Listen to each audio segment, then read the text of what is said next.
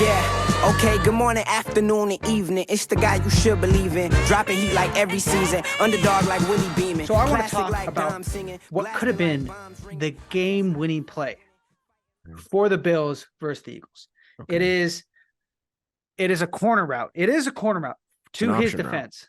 Yeah, it's an option. He has the corner though. And then so he goes, I forgot who it was, goes under. He gets separation off of that route. And he doesn't turn his head. He just keeps running. He didn't turn his head till the last second. Oh, what happens? Josh Allen throws it over his right shoulder instead of his left. So he turns late, turns to his left, sees the ball's way over there, and then he just like starts jogging. And he's like, oh, what happened? Yeah. Like this is it's the right throw because because there's nobody over there. Right. He beats his guy, their separation. Why would I throw it to the corner where you have to make an end line catch where you have to make a toe tap. Right. Rather than throw it to the middle where you have separation and it's literally just this. Where was the sense of urgency for Gabe Davis once he got separation? And he knows that there's pressure, right? They saw that it was man coverage because their corner or their safety rotated late. They know it's man coverage. They know that they're about to blitz. Josh Allen has the line broke. Josh Allen has to get the ball out, gets the ball out, easy touchdown. And this guy's just sitting there expecting a perfect pass. Well, this is a problem. This is a problem that goes beyond Gabe Davis specifically. The Bills have had so many issues with option routes this year.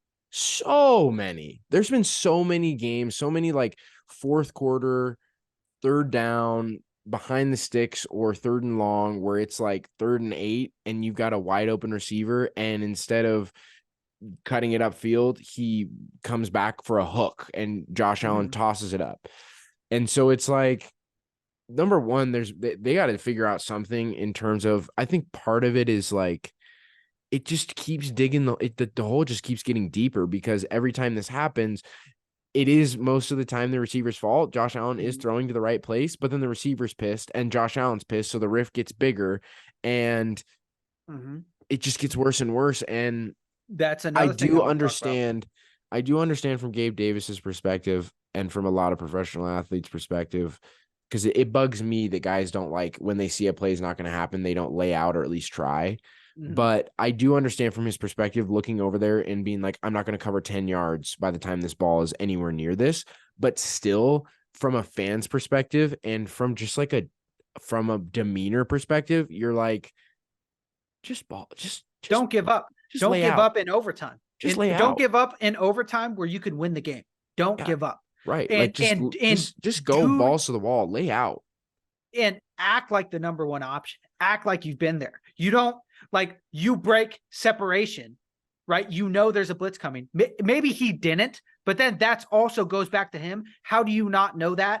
Right? You're in the NFL. You should know when they're bringing all those guys and he's going to have to get the ball out quick. Well, he should just see how much space he has. If he's running down the field and because he didn't pick up his head till later, he should have, since he didn't pick his head up till later, he should have seen I've got space and there's no one in the middle. And if I've got an option route, not only should I take a look to see where he's throwing the ball, but maybe I should run in the middle instead of running to the difficult throw. And so either way, it sucks because they were talking about this on the broadcast. He got the game ball last week because he didn't get targeted once last week, but he blocked his butt off and he played a great game in that respect and took one for the team. And then he comes out this game, he has the game tying touchdown, he has a really big game, and then this. Yeah, and another thing I want to get into is just real quick before I get into the next point. Josh Allen threw for 300 plus yards, two TDs and 1 interception. Played his ass off for this team. Yeah. This team that apparently doesn't like him. Stephon Diggs wants out.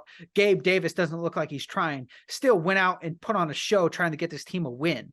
And here's my next point is that Buffalo used to be like the Eagles. You know, you're from a place where it snows and you like it, right? Where it's bad weather and you like it. Now they feel like a little, like a show team. That's what they feel like. They They feel like a the team that's Chargers just, to me. yes, they feel like a team who's not really down to get dirty.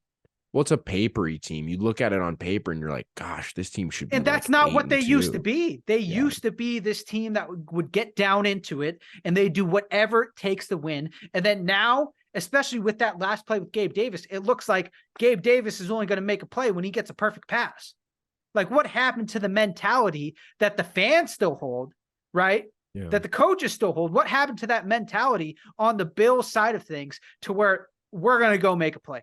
Doesn't matter if it's a good pass. Doesn't matter if somebody breaks through the pocket, right? Well, and you have to run out. What happened to that? They looked absolutely unstoppable at the end of that fourth quarter with the way they were running the ball. It was insane.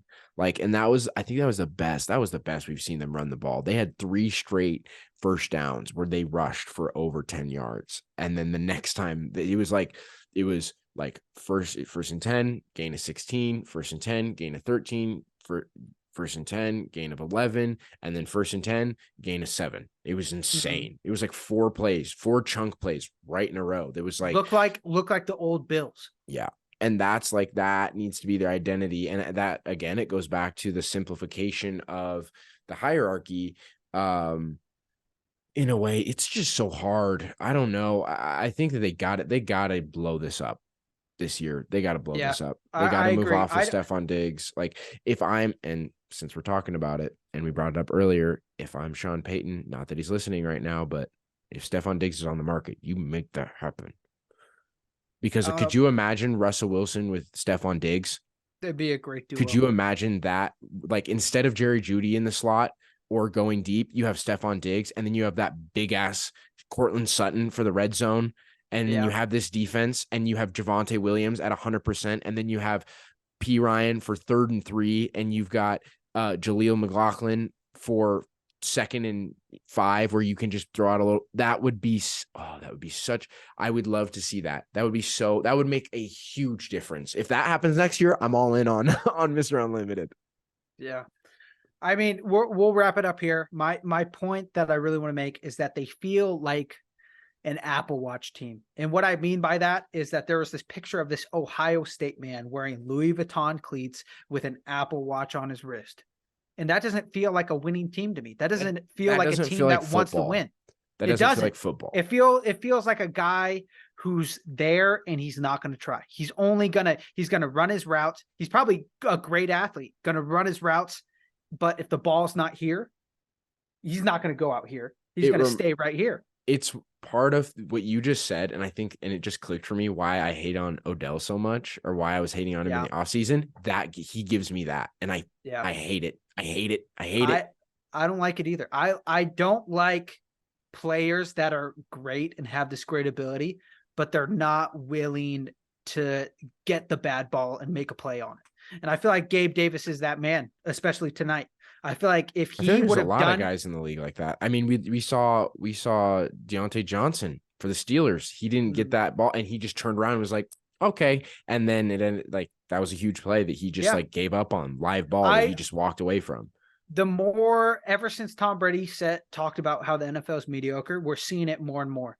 People they only will compete when they have everything going their way. This goes beyond like just the NFL in general, and I think sports in general, and how like younger and younger kids are getting treated like divas to where they can do whatever. I feel like wide receivers are like they're acting like basketball players. They are the prima donna. Receivers are the prima donnas of the NFL. Yeah, I mean, like, do you think Gabe Davis went 100? I think he went 80. I think he went 80% on that play. On that play, like less than that, because he wasn't expecting to get the ball. Right. Well, to me, it's really hard because you look at like if you put him in the Garrett Wilson shoes, like that is Garrett Wilson goes out there and does everything he can, even though he's not getting the ball. He goes out there every week and does everything he can, and he's got Tim Boyle and Zach Wilson throwing the ball to him. Yeah, he's a dog. Right. Right. And Like that's what made New England so great, because they didn't have the most spectacular Mhm. athletic men on the field, but they had people that would go 100%. So when Tom Brady was getting pressured and he threw a deep one out there, there's already a guy already going to that route. He's not slowing down because he doesn't think he's going to get the ball. Yeah. George Kittle gives me that too a little bit.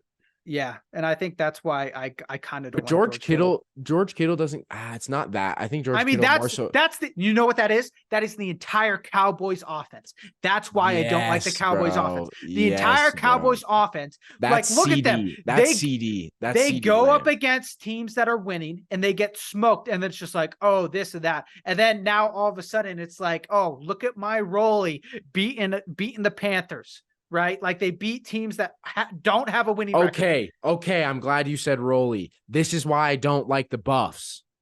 This is what I'm talking about. Watching Buffalo's football doesn't feel like football. It feels like a TV show, and a bad one. I will agree with you now. If they Okay. continued on winning, I wouldn't, but I agree with you now. This He's is why. talking about Buffalo, Colorado, not Yes. Buffalo Bills. No, yeah. I'm talking about the Colorado Buffaloes in Boulder. This is why. I didn't know how to explain it. This is what I'm talking about. It Which is doesn't feel weird like because football. it's like Deion Sanders wasn't that? Deion Sanders Yeah, was a and like dog. we talked about, I get it. I get like why they have to go out and be so loud, because they're trying to build a program, bring in money and all that jazz. But still, this is why I just couldn't. I couldn't get The behind it. NCAA and how they do business is a whole other conversation of why Buffalo had to be that loud and bring in that much money. That's a whole different conversation about how they're killing college football. Right. We got so much hate for that. They were like, let's just not talk about it then. Everyone that was watching, and I just thought that was so funny. Yeah. I don't know. I try to be a little positive, but I mean, that Gabe Davis play pissed me off. Oh yeah, no, I was talking about college football. I don't care about this. That's the No, truth. well, And I it's think a the lot of same people thing. agree with It's that. the same thing because it's Yeah. like you said, like they're just like they're out Prima there for donnas. show. You know, Prima they're out there to donnas. look good. They're out there to have drip. They're not out there Part to of play. me, well, yeah, that goes into a whole nother conversation of love of the game rather than just being out there to make money. And for some guys, it really is just a job. Like, they're just out there, and it's like it's a way for me to get my family out I of the mean, trenches. And for it is Tom a Brady, it's a job, but he job. does it well, and he has passion with his job. I mean, yeah, but yeah, it still should be, even if it is your job, it's like you still go balls to the wall because you can get cut at any moment. But there is some guys that are like that. We've been talking for a while. Yeah. Okay. So wrap. We went through a recap of this week, which was week 12. And then we talked about the dumpster bowl, which was Jets Falcons. And then we did some rapid fire picks, and we got into 5 games that we really are looking forward to this week. Well, really is an exaggeration, but we're looking forward to this week. And finally, we talked about Gabe Davis, and then just in general, the lack of caring about football or sports in general in today's world. If you want to catch us, if you want to see us every single day, we are on TikTok, Instagram, and YouTube at buffet.sports. Like I said, we post at least once a day, if not more than that. And we have our podcast coming out twice a week now. I would assume so. I'm not 100% Twice a week now. Soon we're probably going to be moving to a 4 time a week sort of posting schedule, but instead it's just 4 10-minute videos rather than 2 20s. But that's where we're at right now. Travis's heart skipped a beat when you said 4 times. Yeah, I'm talking to you, buddy. Yeah, I know you can see me. I know the look on your face. You're like this.